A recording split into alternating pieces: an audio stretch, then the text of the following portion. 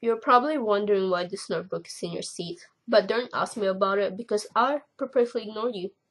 Don't get offended because it's for your own good that I'm paying no attention to you. I need to tell someone this story because I'm probably about to die soon. Someone needs to know what's happening. In fact, I'd rather everyone know.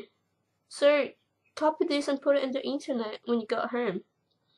Over the last few weeks, I've had the feeling I was being watched. Though I never saw any evidence of a stalker that would confirm these suspicions.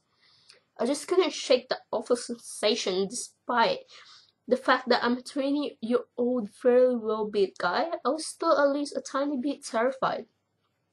Recently, I'd been considering calling the police, but one day, a bit over a week ago, the feeling of being watched suddenly stopped. I no longer felt so vulnerable every time I stand in front of my bedroom window. I no longer feel the need to look around every corner and every alley all the time. Though I still took necessary precautions, the hair no longer stood on the back of my neck. Then, just a couple days ago, I stopped in my tracks as I walked home from my new job at the local grocery store.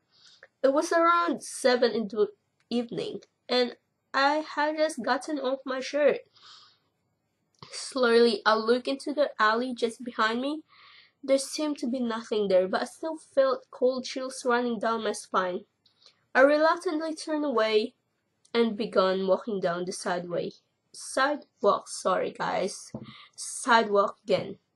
My pace had now picked up slightly, but I tried my hardest not to break into an all-out sprint. If I did that, I might have been overtaken with panic, and the confusion might send me turning into a street and getting hit by a car. It wasn't long before I heard the sound of shoes slapping against the wet pavement behind me. It was Irma's home. I was Irma's home. All I needed to do was get through the front door, run up to my room, and hide there after retrieving my pistol from my nightstand. Easier said than because I was feeling weak with fear. Why was I so afraid with this guy? Maybe he or she was just some harmless person who happened to be walking behind me. That must be it. I was acting irrationally. I glanced back over my shoulder and my heart skipped a beat. I halted and stared as the footsteps stopped. There was no one there, barely moving a muscle. I glanced around. There were no sounds of anyone running away. No one was around except for a car that sped innocently by. Sir, where had those